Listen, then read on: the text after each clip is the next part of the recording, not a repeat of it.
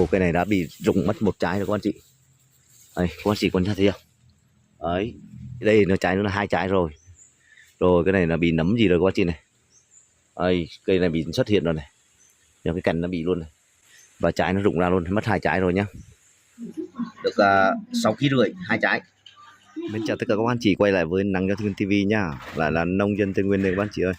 Thì sau 7 ngày công việc đám cưới của em trai nên cũng không ra ngoài vườn và cũng không xem được cái tình hình của các cái dàn di viên điện tử sầu riêng đông con này nó thay đổi và nó có cái gì diễn biến gì xảy ra không.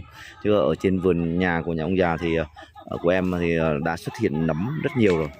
Và ở đây thì hôm nay mới có thể đi ra thăm được các bác chị. Vừa có một trận mưa to xong này, bây giờ nó hơi tạnh tạnh để chuẩn bị có một cơn mưa sắp tới tiếp này. Thì bây giờ mời các bác anh chị cùng đồng hành và cùng xem lại cái dàn diễn viên này nó có vấn đề gì xảy ra trên cái trái sầu riêng này không nhé. Đấy, các bác anh chị cùng quan sát. Cũng 7 ngày ra thì bây giờ nhìn nó cũng đã khác hẳn rồi. Trái to hơn nhiều rồi các anh chị. Đấy. Thì hiện tại cây này thì mới sơ bộ qua thì chắc cũng chưa thấy có vấn đề gì, để các bác anh chị cùng quan sát thêm nhé, có cái vấn đề gì không. Đấy, những chùm trái là cực kỳ to và cực kỳ đẹp rồi nha. Lâu lâu không ra vườn thì cũng nhớ các dàn diễn viên điện tử này các bác chị. Tí nữa thì em cũng sẽ ra ngoài vườn ngoài kia và cũng sẽ tiếp tục chia sẻ các anh chị cùng nắm bắt khu vườn ngoài kia nó có thay đổi gì không nhé. Đây là chim này. Đấy, vết chim nó ăn nó ỉa ra chứ không phải nấm chứ các anh chị. Nhưng mà sau cái ngày hôm nay thì ngày mai em sẽ tiến hành phụ cho nó một lớp thuốc nấm để nó bảo vệ nhé. Tại vì trước khi đám cưới thì cũng đã có xử lý qua một lần rồi, nhưng mà may mắn là ở cây này chưa thấy có hiện tượng gì xảy ra. Còn 2 cây đằng sau nữa thì các anh chị cùng quan sát tiếp sao coi tình hình nó như thế nào nhé. Đấy, mưa xong nước ở dưới gốc vẫn đang còn ướt, cỏ thì vẫn chưa phát được nó tốt lộ. Ở ngoài kia thì chắc cỏ bây giờ cũng rút đầu gối được các anh chị. Xong cái công việc xử lý nấm xong thì em sẽ tiến hành bước vào phát cỏ cho nó nhé. Đấy, những trái sầu riêng mình bẻ như này, các anh chị nhìn thấy không, nó uốn cong cái cuống này. Đây, nên những quả nằm ở sát đất này. Và cái gai của nó thì hiện tại thì cũng thấy có những cái vết này mà không biết có vấn đề gì không. Đấy, này trái này cái thả xuống rồi mà 2 trái vẫn đang đụng nhau rồi các anh chị. Đấy, tròn đẹp đều. Thấy chưa? Đó, cột thế này mà gió nó vẫn đang còn suýt đưa này, thấy không? Đó, trời mưa nên quay ở trong nó hơi tối màn hình một xí. Đó, có một số trái hơi nhỏ một xí thôi. Vừa rồi thì có một số nhà thì nó bị gãy cành cũng rất nhiều nhá. Khi cột neo không kỹ, như những quả to như thế này là nó nặng, gió nó đưa nó suýt là dễ bị gãy cuống các anh chị. Đó, cái trái trên kia bây giờ là chèn cành trên cành dưới mất rồi kìa. Rồi phải lấy cái thang lên, mà nếu nó ra trong ít bữa nó là sẽ không khở cái trái nó ra được các anh chị. Trái nó chèn vào 2 cành trên cành dưới luôn này, càng ngày nó càng to ra. Hiện tại cây này thì mặt quan sát bên phía mặt này thì chưa thấy có vấn đề gì xảy ra. Đấy, cũng ra vườn mà nó không thấy xuất hiện đó, bây giờ lại tiếp tục lại mưa tiếp được các anh chị. Không thấy xuất hiện cái vấn đề gì trên cái cây sầu riêng của mình thì nó cực kỳ là mừng những anh chị. Công sức mình làm từ đầu, những tập phim đầu tiên em chia sẻ cho bác con chị đến bây giờ thì cái thành quả của mình nó cũng gần đến ngày để thu cái thành quả rồi.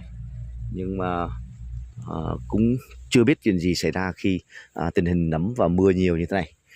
Đây, cây này đã bị rụng mất một trái rồi các anh chị. Đây, các anh chị quan sát thấy không? Đấy, đã bị rụng mất một trái trên này rồi. Đây, cái củ này đứt dây luôn. Thì nó trái nó là 2 trái rồi. Rồi cái này là bị nấm gì rồi các anh chị này. Đây, cây này bị xuất hiện rồi này. Cái cành nó bị luôn này. Và trái nó rụng ra luôn, mất 2 trái rồi nhá. Đấy, tưởng là cái vấn đề ở sau vườn này không xảy ra nhưng mà bây giờ là nó đã xảy ra rồi. Đấy, mưa tiếp tục to nữa các anh chị. 2 trái rồi. Đấy, trái cũng cực kỳ to rồi nhá. Những cái vấn đề như này là nó dễ lây lan đó các anh chị. Hiện tượng vỏ bên ngoài thì chưa có vấn đề gì nhưng mà nó đã bị rụng mất rồi. Đây trái nữa là 2 trái này. Đấy, thấy chưa, 2 trái to rồi. Cây này mất 2 trái. Đấy, trời đổ mưa tiếp rồi. Bây giờ em sẽ xách 2 trái này vô nhà và tiếp tục ra ngoài vườn kia thăm vườn coi xem có tình hình của cái vườn sầu riêng ngoài kia nó có vấn đề gì nữa không nhé các bác chị nhé, cùng quan sát tiếp nhé. Đấy. Cây này còn 16 trái, mới rụng 2 trái là còn có 14 trái nữa thôi. Các bác chị cùng xem cân coi là bên da bên ngoài này không có vấn đề gì nhá. Để da là vẫn xanh này nhưng mà nó bị phần cuống. Đây được 6,5 kg 2 trái.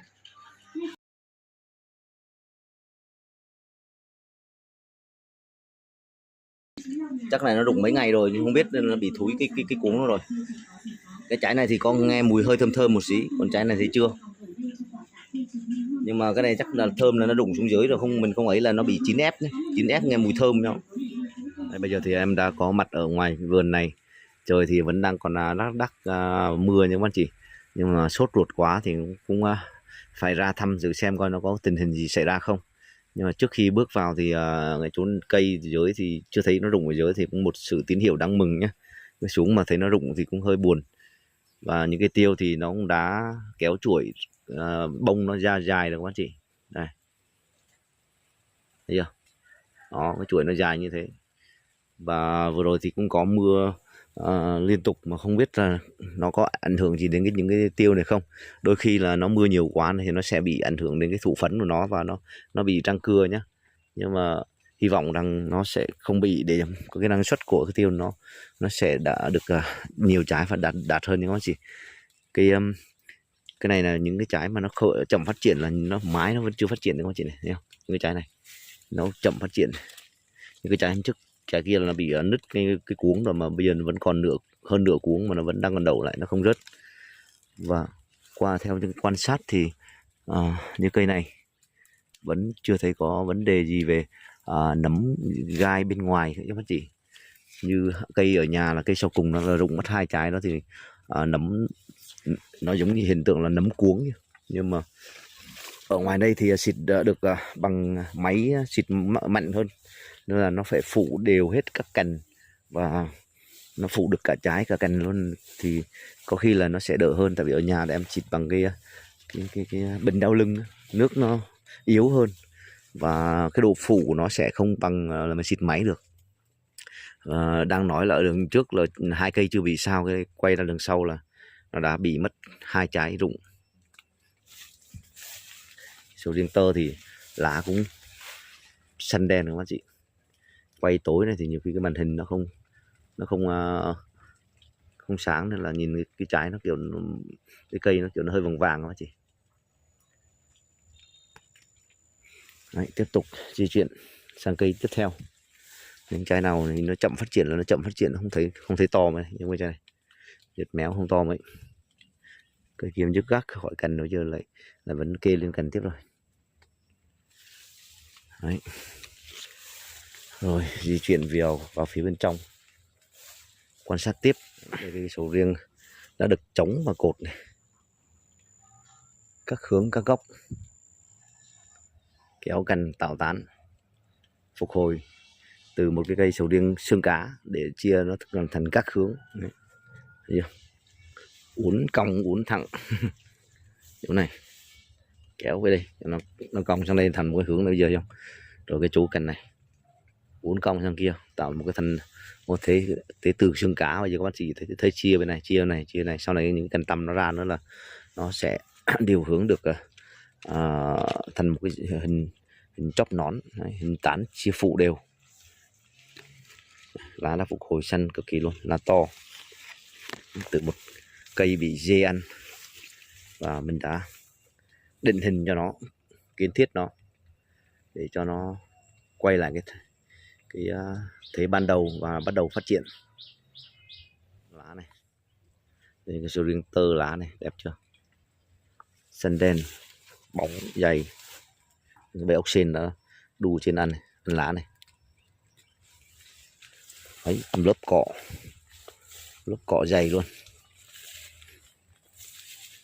Này phải đi ủng ở trong này mới ấy được, chứ còn không có là đấy, mấy con ốc sên này nó hạp những cái lá sầu riêng các bác chị thấy không.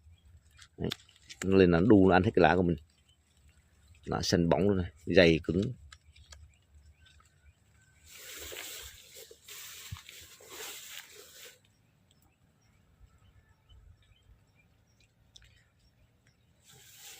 Đấy, tiếp tục vô cây thứ 3.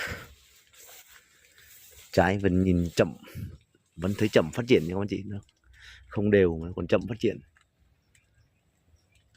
Này khả năng là phải tăng cường thêm phân cho nó rồi. Còn cái hiện tượng bề gai thì đợt trước thì thấy nó có hiện tượng bề gai, mình sợ bỏ ấy lên thì phân cao lên một xí thì sợ nó nứt gai, nhưng mà có mấy cái trái hôm trước bề gai từ hôm trước đến giờ, nhưng mà hôm nay thì cũng không thấy vấn đề gì. Vừa rồi em cũng đã bỏ qua một đợt phân 3 số 15 tiếp, nhưng mà cái trái thì nó vẫn thấy chưa có vấn đề gì bề gai. Còn nấm thì hiện tại bây giờ quan sát 3 cây từ ngoài vô đây thì chưa thấy có cái vấn đề gì. Đấy. Cây thì vẫn phát triển nhanh, và cái thân thì nó rạn ra như này thì nó phát triển cực nhanh luôn. Bên trong này thì nó có 2 cây, vừa rồi thì cũng có 2 trái bị nấm và cũng đã vặt bỏ rồi, không biết bây giờ thì nó có vấn đề gì không. Đấy, có một số lá bị vàng này. Đấy, các chị theo quan sát nào là một bị lá bị vàng. Ồ, cây này lại rụng tiếp một trái đó nữa các anh chị. Đấy, một trái này khả năng lại bị nấm tiếp rồi. Cây này là vừa rồi là bị 2 quả nấm nó vất ra ngoài rồi.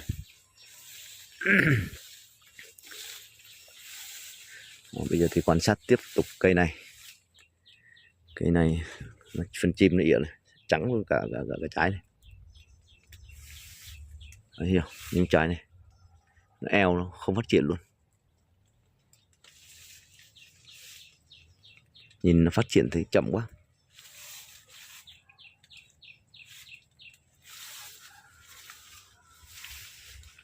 Đấy, mình ra phía trên này.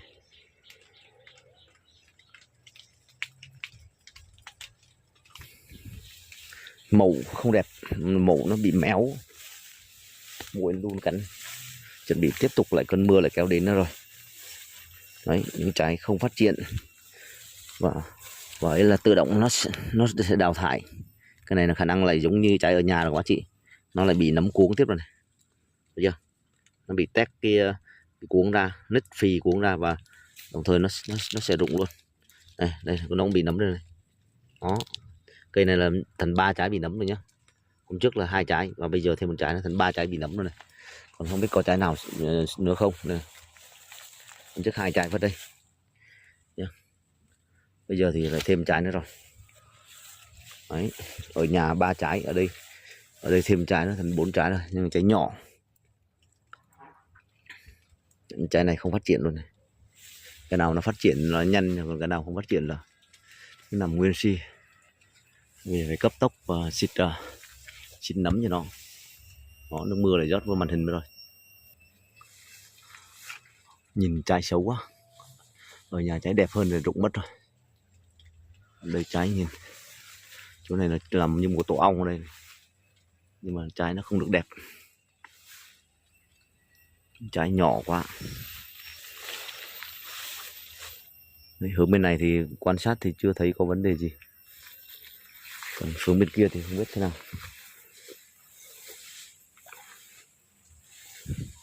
Đấy, những cái sầu riêng tơ này. Đấy, những cái chồi cà để bây giờ các bác chị thấy không, nó nhăn tốt chưa, cỏ tốt, sầu riêng lá xanh đen đẹp.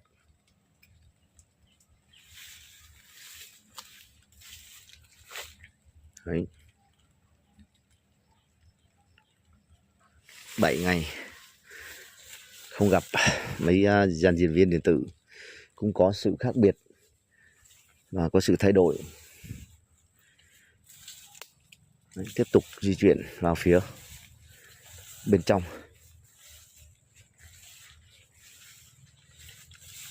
Đấy, cây này cái tơ phát triển đẹp lắm. Đấy, cành như cành này mà cứ mập mập như mấy cái cành này là cuối năm sang năm tới là bắt đầu là để trái bói được rồi.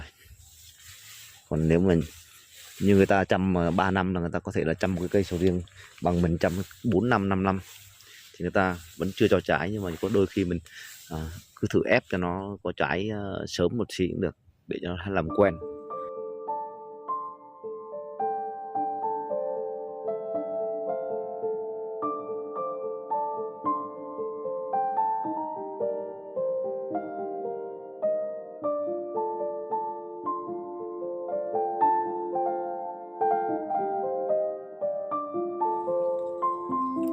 Đấy, cây này thì cũng đẹp lắm rồi.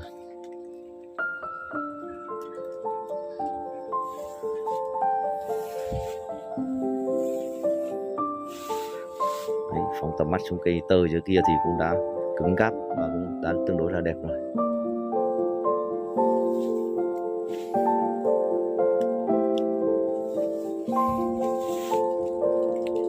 Chồi mới để thời gian các bác chị thấy không?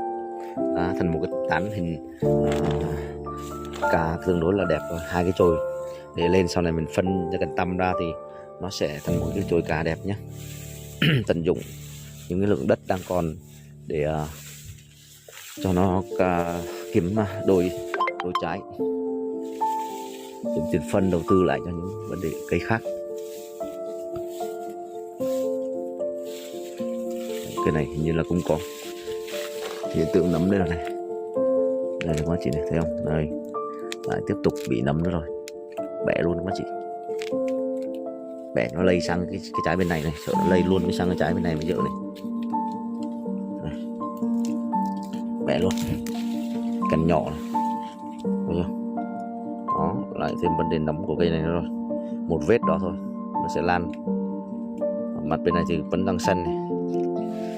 Hy vọng rằng nó sẽ không lây lan sang cái chỗ, bỏ cho nó ra xa luôn, nó lây sang những trái khác. Đấy.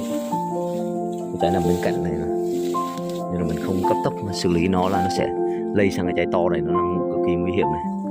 Trái nhỏ thì mình có thể bỏ luôn được, nhưng mà trái to là lây sang là nguy hiểm cực kỳ luôn. Đấy. Méo quá, không đẹp.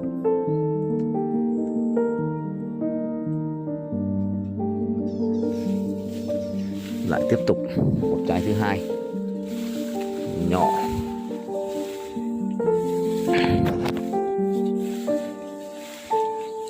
Quan sát một vòng và xem có vấn đề gì không.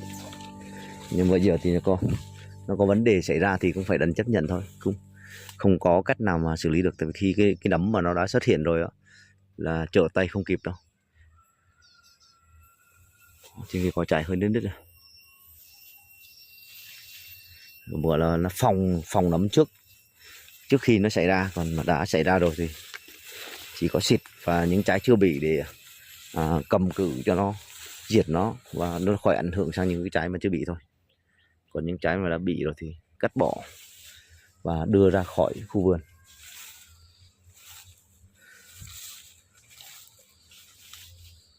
Đấy, tiếp tục coi cái này. Xấu quá, trái xấu quá các bạn chị.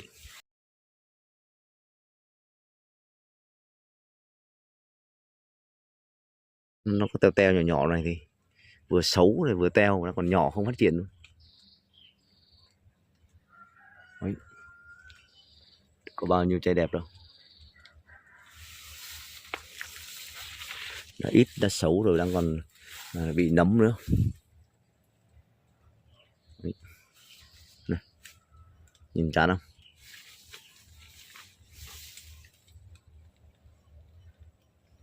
Đấy. Xấu quá, sầu riêng cực kỳ xấu luôn.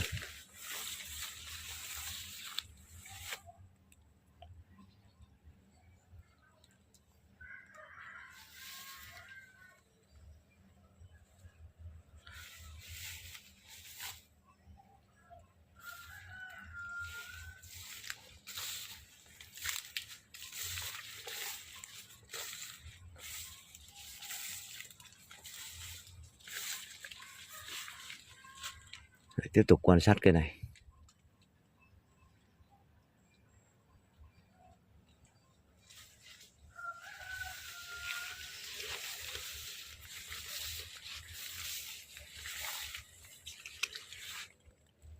Nhìn trái cực kỳ chậm phát triển luôn. Này, những cái mà nó còn dạng như nấm rân rân màu đen đen đây là đôi khi là nấm người ta hay gọi là nấm gì, nấm chỉ hay nấm cái gì các anh chị.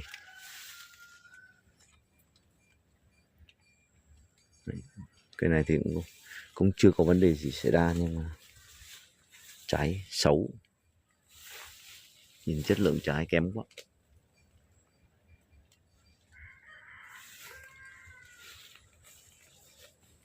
Này, cây này cũng còn sót một trái, không biết nó có ảnh hưởng gì không. Lá xanh đen này.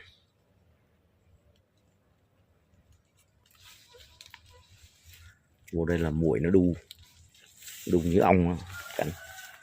Lâu lâu kiểu ra vườn nó thèm, bị rầy sân tấn công. Bây giờ bắt đầu là tiếp tục nát chồi mới.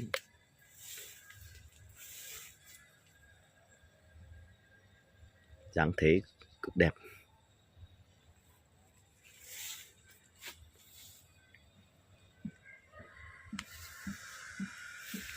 Quá trời là muỗi.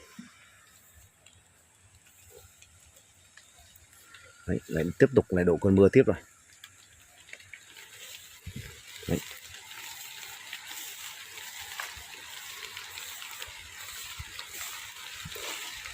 Xấu trái quá. Lại tiếp tục đổ cơn mưa rồi các anh chị ơi. Quan sát cho hết vòng rồi. Trời mưa thì mặc mưa. Đấy, mưa to luôn nhá. Được. Đi giữa trời mưa rồi. Á đã chưa? Xanh đen bóng luôn.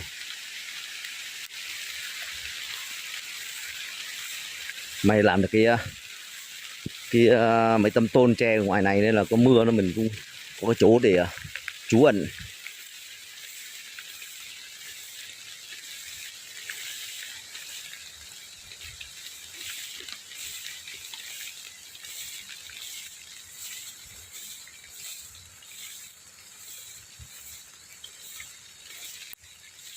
Cái số riêng tơ này bây giờ cũng đang phát triển tương đối là đẹp rồi. Đây.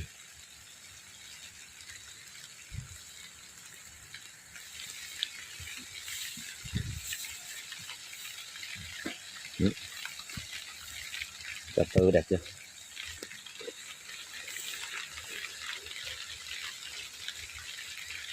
Đây, vạt ớt trước trong nó còn sót lại một số cây bây giờ nó chín đỏ luôn. Chim thì như chim để mù nó ăn luôn. Đấy. Để bứt về mà ngâm nước mắm. Thấy chưa? Chín đỏ cây luôn.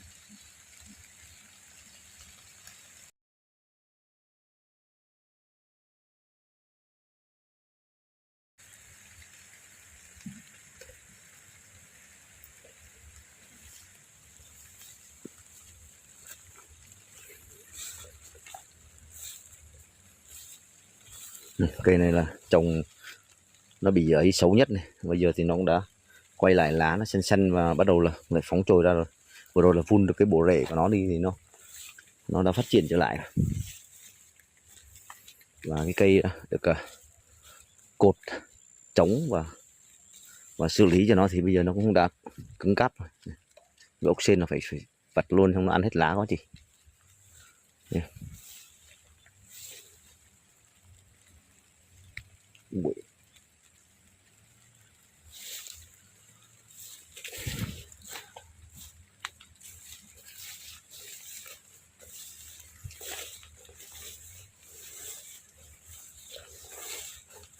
Đi trên thảm cỏ luôn, nếu các bác chỉ thấy phủ một lớp cỏ này kín trong bồn luôn ra ngoài luôn.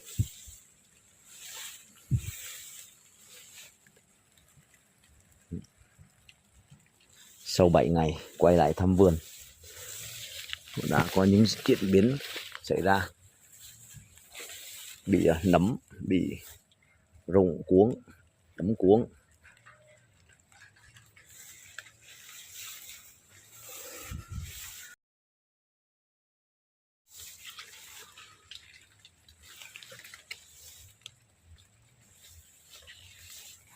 Trái nhỏ, trái to, xấu quá.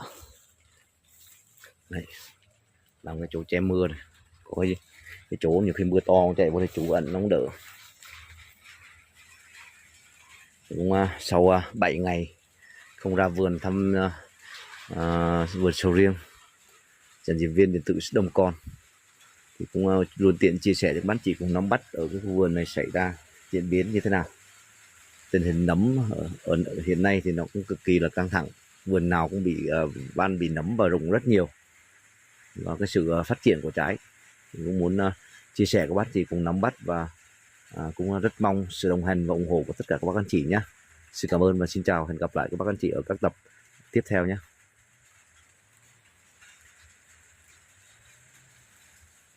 Nắng gió Tây Nguyên TV cảm ơn mọi người đã ủng hộ và đồng hành. Chúc mọi người ngày mới vui vẻ, hạnh phúc, thành công. Nang jo tain Awian TV sin cam on Waringuoi da ung ho va dong han chuking gi mwa vue ve han fuk than kong.